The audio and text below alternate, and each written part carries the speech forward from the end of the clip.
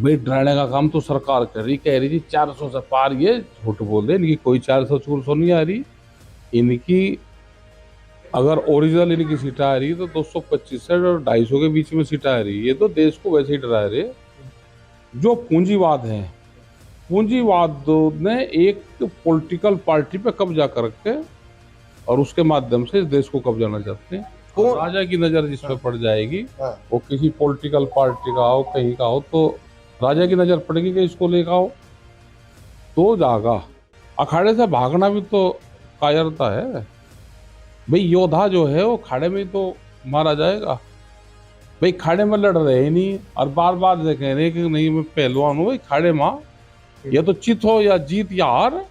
अग्निवीर 4 साल में नौकरी से हट रहे, पिताजी नौकरी कर रहा और लड़का रिटायर हो गया। नमस्कार, स्वागत है आपका न्यूज 80 पर। मैं हूं आपके साथ राहुल राणा और इस वक्त मेरे साथ बातचीत करने के लिए किसान नेता राकेश टिकैत है। लगातार किसान आंदोलन को लेकर बयान दे रहे हैं और 2024 का लोकसभा चुनाव भी है। लगातार ये कयासबाजी का दौर अब जारी है कि क्या यहाँ जो मुस्लिम और जाट जो किसानों का समीकरण था, क्या वो अब बिगड़ा हुआ है। लेकिन सबसे पहले मैं आपका शुक्रिया, आपने समय दिया। धन्यवाद जी, धन्यवाद। और टिकैत साहब, आप यहाँ गांव में आए, क्या कार्यक्रम आप लोगों का था? क्या चुनाव की तैयारी में आप है? नहीं, चुनाव नहीं, कुछ जो अपने साथी थे उनके परिवारों में डेथ हुई तो उन परिवारों से भी मिल लेते हैं, क्योंकि दुख और सुख में दोनों जगह जाना चाहिए। और फिर यहाँ पे समाज के लोग मिलते हैं, जो किसान है वे मिलते हैं, तो फिर उनसे बातचीत भी हो जाती है, दोनों ही काम हो जाते हैं। तो एनडीए में जयंत चौधरी अब चले गए। किसान क्योंकि आप भी किसान, आपके साथ में बड़ी संख्या में किसान और राष्ट्रीय लोकदल के साथ में भी वही एक सेम एक वोटर दिखाई देता है। आप लोग एक मंच पर रहे, अब लग रहा है कि उनके वहां जाने से किसान आंदोलन पर किसानों की जो भूमिका थी, कहीं कुछ फर्क उस पर नजर आता है? देखो, कोई फर्क उसमें नहीं पड़ता। जो किसान की समस्या है वे जो कि तू है, लोग वोट कहीं दे लेकिन वे आंदोलन में साथ रहते हैं। जब उनकी समस्या आती है, वो बिजली की समस्या हो, 10 साल पुराना ट्रैक्टर की समस्या हो, खाद बीज की आए, वो एमएसपी गारंटी कानून का सवाल हो, तो जब मूवमेंट होता है तो ये किसान साथ रहता है आंदोलन के। वो पार्टी में वो कहीं उसकी विचारधारा हो, कहीं वो वोट दे रहा हो। ये तो अब जयंत चौधरी जब चले गए, उन्होंने एक ट्वीट किया कि जैसे चौधरी चरण सिंह को भारत रत्न दिया कि दिल जीत लिया, अब कहीं प्रधानमंत्री में चौधरी चरण सिंह की तस्वीर दिखने लगी क्या जयंत को? भाई पता नहीं, वो तो वही बता पाएंगे भाई, वो तो वही बताएंगे। इस सवाल का जवाब तो वही देंगे। हमें तो दिखाई देती थी, हमें तो हाथरस दिखाई दे। हाँ। हाथरस दिखाई देता है। अग्निवीर की वो जो आंदोलन, किसानों का आंदोलन 13 महीनों, सारी चीज दिखाई दे। 750 किसान जो शहीद हुए वे दिखाई देते हैं। दिल्ली का आंदोलन दिखाई देता है, हाथरस में लगती हुई लाठी दिखाई देती है, दिल्ली में पहलवान दिखाई देते हैं। तो हमें तो वो दिखाई देते हैं। जैसे वो नहीं आती 12 मन की धोबन आती थी, एक वो ऐसे ऐनक दिखती थी उसमें, तो हमें तो वे सीन दिखाई देते हैं भाई सारे। जयंत चौधरी गए, कहीं कुछ मजबूरी लगती है क्या? कुछ पॉलिटिकल कुछ? हमें नहीं पता। देखो क्या है कि पॉलिटिकल गठबंधन इस देश में किससे किसके हो रहे हैं, तो इस गणित से हम तो दूर हैं, और ये गांव वाले भी सब दूर है, इनको भी नहीं पता रहता। अच्छा, कहीं लग रहा है चौधरी चरण सिंह की विचारधारा से विश्वासघात हो गया क्या? नहीं, हम देखो, किसको पॉलिटिक्स अलग चीज है, किसको कहाँ फायदा लगता है तो वहां जाता है पॉलिटिक्स में। आंदोलनकारी लोग हैं, ये अपनी समस्या उठाते हैं, तो इनका काम दूसरा है। तो पॉलिटिक्स से हमारा कोई संबंध ज्यादा नहीं है। तो आप भी कुछ नाराज लग रहे हैं जयंत चौधरी से इस फैसले के बाद? भाई उनकी पार्टी वो कहाँ जाए, क्या करे, वो उनका मर्जी है। किसान मूवमेंट पे कुछ फर्क लगता है? कोई फर्क नहीं पड़ेगा। ये किसान है, 10 साल पुराना ट्रैक्टर इनका टूटेगा तो ये आंदोलन में आएंगे। और जो लोग ये कहेंगे नहीं भाई हमें तो सरकार की सब चीजों पर सहमत है, तो भाई पूरा दो बिल दो, जितने के मोटर गियर रखे उतना बिल दो, और 10 साल पुराना जो ट्रैक्टर हो जाए वो सरकार को खड़ा कर दो, और पूरे जो सरकार के कायदे कानून है उनको फिर मान लो। फिर तो जो सरकार कर रही है वो ठीक कर रही, फिर तो बताओ। उस तरह का कुछ नहीं हो, झंडा किसी का ही लगा लो, लेकिन आंदोलन में साथ रहे। हमें आंदोलनकारी किसान चाहिए जो अपनी बात को उठा सकता हो। देखो, जिस तरह से जमीन जा रही किसान की, वो भूमि अधिग्रहण में जा रही हो, महंगी जमीन होगी, तो इसका मतलब ये नहीं कि किसान उसको दे दे, उससे किसान होगा। हमारे बाप दादाओं ने जमीन में फसल बेच के अपने गुजारे करे हैं। हम जमीन बेच का गुजारा ना करें, फसल बेच का गुजारा करें। जमीन को रोको, कोई कारोबार करना अपने आप करो, और आपको कुछ और धंधे करने, दूसरे धंधे करो। आज व्यापारी व्यापार करके आपका जमीन आपकी खरीद रहा है, आने वाले 50 साल में क्या ये जमीन मिल जाएगी? जो आदमी जब जमीन बेच देगा, आप जहाँ भैंसवाल माम बैठे, यहाँ सर शामली के बीच में, जिस किसान ने जमीन बेची, वो कोई व्यापार कर लिया, उस जमीन को दोबारा खरीद कर दिखा दे। यहाँ से लगा कर शामली के बीच में जिस किसान ने जमीन बेची, जमीन बेच के कोई व्यापार कर लेना या दूसरा व्यापार कर लेना, उस जमीन को दोबारा खरीद कर दिखा दो हमको, एक आदमी खरीद कर दिखा दो, नहीं खरीद सकता। कारोबार करने, अपने धंधे करो, अपने कारोबार करो। व्यापारी खेती नहीं कर रहा, वो दूसरे मकसद से जमीन खरीद रहा। हम देखे हैं कि ये भूड़ की जमीन है, ये रेत की जमीन है, ये सस्ती बेच दो। जो जमीन जिस काबिल हो, जो काम उसमें कर सकते हो वही करो। जो इंडस्ट्री, जो व्यापारी कर रहा है, आप भी करो वही। अपने बच्चों को पढ़ाओ, नशे पत्ती से दूर रखो, जमीन ना बेचो। अच्छा, चुनाव से पहले आप बार बार सरकार को डरा देते हैं, पंचायत करके, कहीं कहीं धरना दे के, 2 दिन के संकेतिक ट्रैक्टरों के मुंह आप दिल्ली की तरफ करके आंदोलन करेंगे या सिर्फ डरा रहे अभी चुनाव से पहले? नहीं, अब तो चुनाव होगा, आज शायद आचार संहिता लग जाएगी। भाई, डराने का काम तो सरकार कर रही, कह रही थी 400 से पार, ये झूठ बोल रहे, इनकी कोई 400-400 नहीं आ रही। इनकी अगर ओरिजिनल इनकी सीट आ रही तो 225 से 250 के बीच में सीट आ रही। ये तो देश को वैसे ही डरा रहे, मतलब 100-150 सीट अपने आप जोड़ दी रहे कि लोग डर जाए कि लेबर जीत तो रहे हैं, इन्हें कोई कुछ नहीं आ रहा है। इनका इनसे डरने की जरूरत नहीं है, इनका मुकाबला करने की जरूरत है। ये व्यापारी है, व्यापारी घोखी देता है, डरता बहुत जल्दी है। ये इस देश पे कब्जा कर रहे हैं, जो बड़ी इंडस्ट्रीज वाले हैं, जो पूंजीवाद है। पूंजीवाद ने एक पॉलिटिकल पार्टी पे कब्जा करके और उसके माध्यम से इस देश को कब्जाना चाहते हैं। ये तो पूंजीपति राज है देश में, इनसे घबराने की जरूरत नहीं है।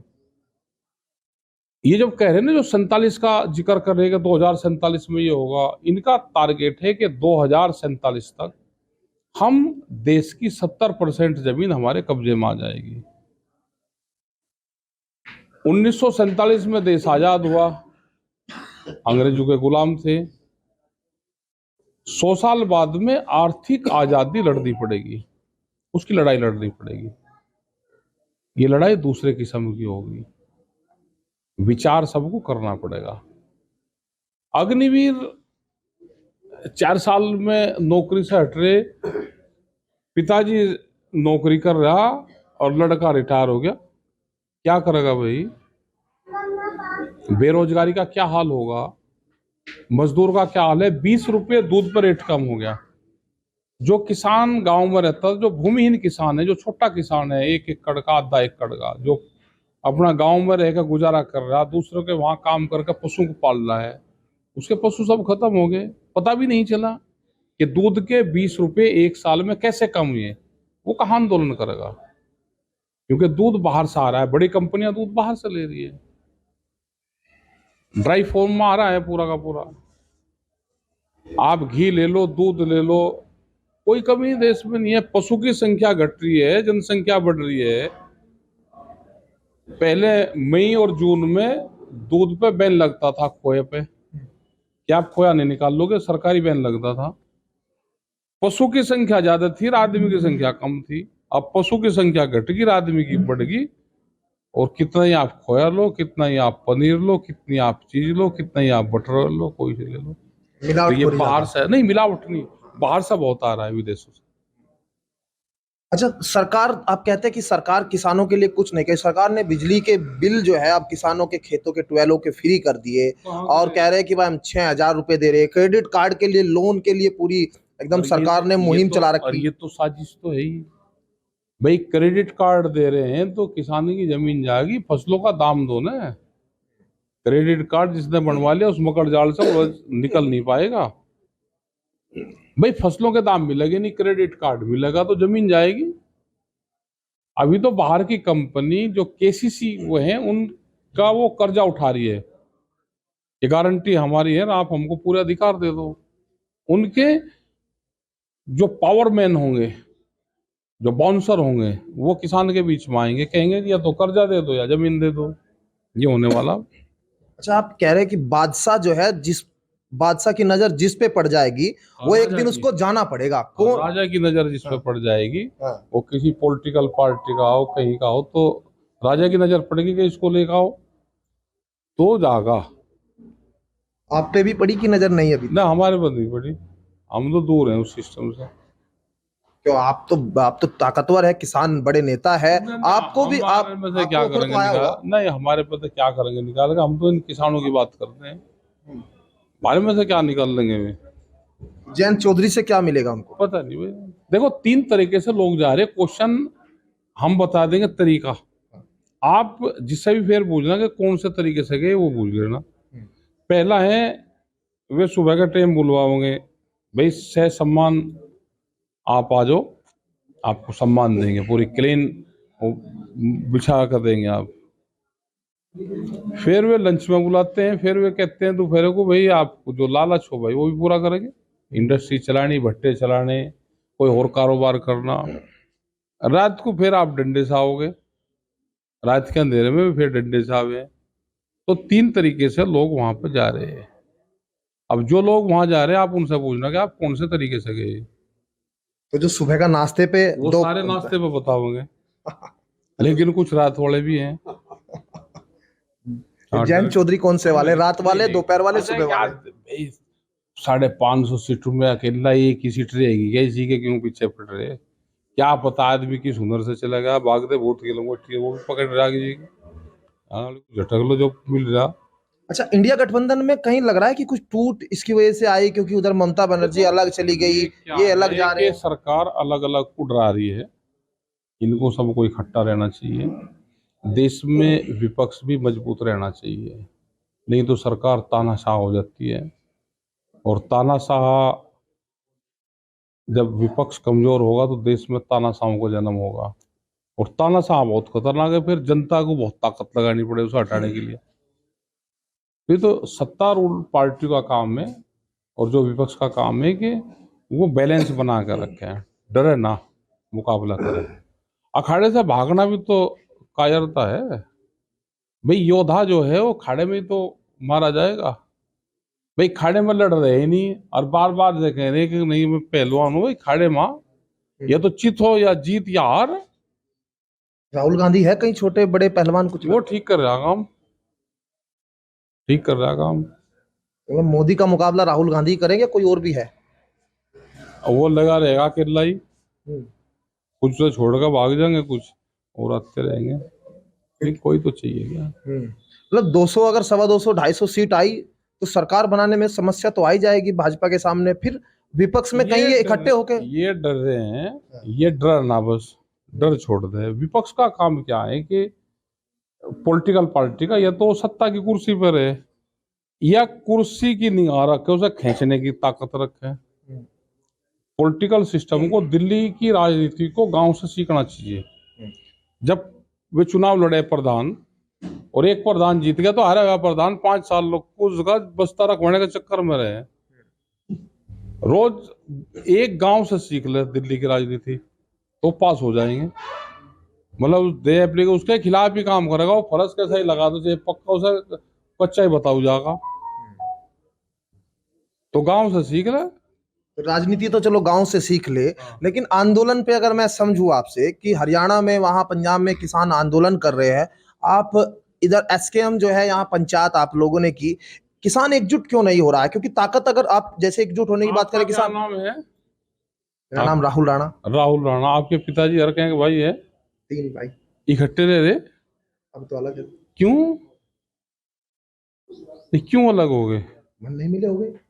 और यूं इतना बड़ा संगठन, जिनकी भाषा नहीं मिल रही, जिनका क्षेत्र नहीं मिल रहा, जिनके गोत्र नहीं मिल रहे, जिनके घर नहीं मिल रहे, जो एक दूसरे का नाम नहीं जानते, एक आंदोलन विचार के साथ में चला,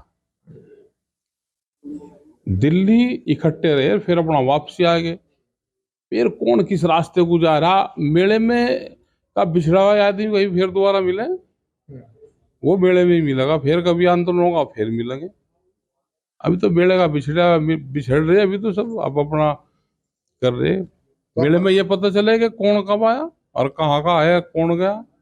तो पंचायतों से और जो छोटे छोटे जो अब आप लोग डराते हो ना जिस तरह से सरकार को, उससे उससे उससे कहीं इकट्ठा होने की उम्मीद है? हम जो काम कहेंगे वो करेंगे, जो काम कहेंगे करेंगे। हम पूरी फीडबैक हम गांव से लेते हैं, जो हम गांव वाले कहते हैं वो चीज कहते हैं। अच्छा, एमएसपी की लड़ाई कमजोर क्यों लग रही है आपको? कमजोर कैसे हो रही है? क्योंकि एमएसपी पे एक सरकार, अब चुनाव है, इधर एमएसपी की मांग हरियाणा पंजाब के लोग कर रहे हैं, आप इसमें पूरे देश भर में एमएसपी का एक बड़ा सवाल है, और अकेले देश में एमएसपी हो जाएगी तो उससे समाधान नहीं होगा कि उसी से पूरा समाधान हो जाएगा ना। उसके बाद भी समस्या बहुत है। तो अब सीधे तौर पर मतलब ये सरकार इस आंदोलन से वहां लग रहा है कि एमएसपी पर अभी बात बनेगी या फिर लंबी अभी लड़ाई जाएगी? अभी लंबी चलेगी, वो आंदोलन भी इलेक्शन के बाद तक जाएगा। उसमें सरकार के भी लोग हैं ना कुछ। तो आंदोलन लंबा चलेगा, राकेश टिकैत साहब कह रहे हैं, किसान नेता। और सीधे तौर पर एमएसपी की लड़ाई जो है अभी और भी आगे जाने वाली है। भले ही पंचायतों का दौर हो, भले ही लोकसभा का चुनाव हो, भले ही जो राजा की नजर किसी पर है या नहीं है, तमाम सवाल और तमाम चीजें, अड़चने और सियासत अपने जगह है, लेकिन सीधे तौर पर मुद्दा है किसानों का, कि किसानों की उस लड़ाई का आखिर कब समाधान होगा। मेरे सहयोगी काव्य कुमार के साथ राहुल राणा, न्यूज़ 18 शामली।